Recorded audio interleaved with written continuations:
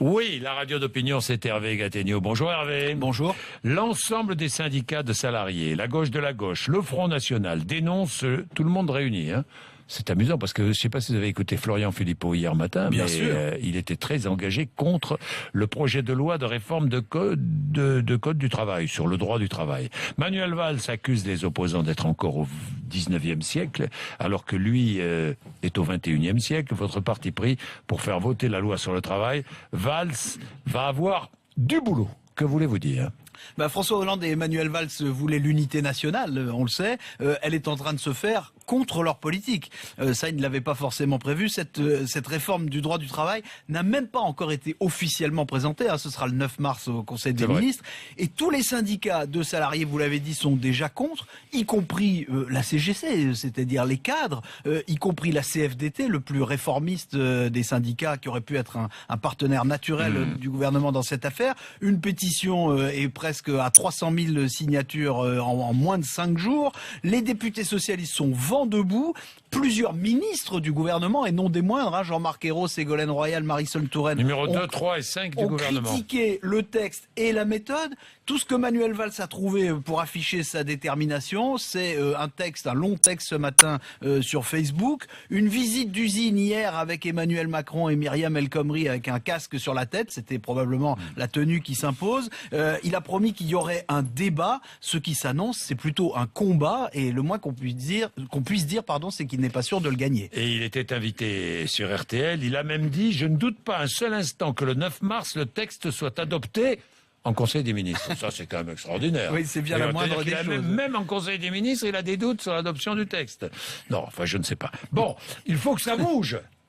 Ça, c'est ce qu'il a dit hier. Non, il n'a pas dit ça. Si, il vous a entendu, Jean-Jacques. Non, c'est pas possible. Vous voulez que ça bouge, nous disons. Il faut que ça bouge, nous disons tous les jours. Il faut que ça bouge. Remarquez, c'est un bon slogan. Est-ce qu'il n'a pas un peu raison?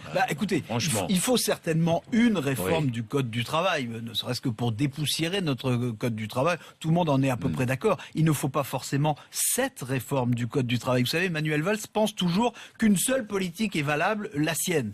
Mais le fait est que, sur des points essentiel. Le texte qui est en débat reprend des idées qui viennent de la droite et qui sont proposées depuis longtemps pour certaines par le patronat, sur le temps de travail, sur le licenciement économique, sur les accords d'entreprise. D'ailleurs, vous avez remarqué, seul le MEDEF défend clairement le projet El Khomri. Alors, est-ce que c'est la meilleure configuration pour convaincre une majorité socialiste qui est déjà aux 400 coups? Est-ce que la menace de l'article 49.3 qui a été brandi il y a quelques jours, puis retirée hier par Madame El Khomri, est-ce que ça c'est l'argument idéal? En réalité, tout cela est tellement maladroit qu'on peut se demander si ça n'est pas volontaire, comme si Manuel Valls voulait finalement afficher une volonté de changement à défaut d'avoir la capacité de changement.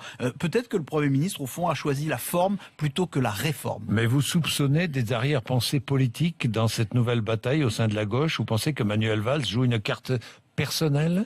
Il est clair, et je crois que tout le monde l'a compris, que Manuel Valls veut arracher à Emmanuel Macron le flambeau de l'intrépidité réformatrice. Hier, il a obligé Emmanuel Macron à faire de la figuration dans cette usine qu'ils ont visitée ensemble en Alsace.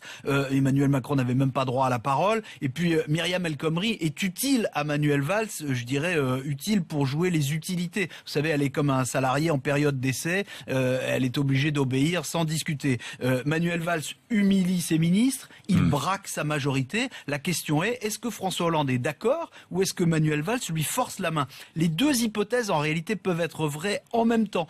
Le Premier ministre veut brusquer la majorité pour prendre l'opinion à témoin. Le Président de la République le laisse aller trop loin pour pouvoir lui se poser en modérateur. Au fond, François Hollande et Manuel Valls, ils ont tous les deux quelque chose à gagner dans cette affaire, mais ils diffèrent comme souvent, comme de plus en plus souvent sur la méthode. Manuel Valls veut transformer la gauche, François Hollande, lui, préfère chloroformer la gauche. Il est 8h28. Merci Hervé.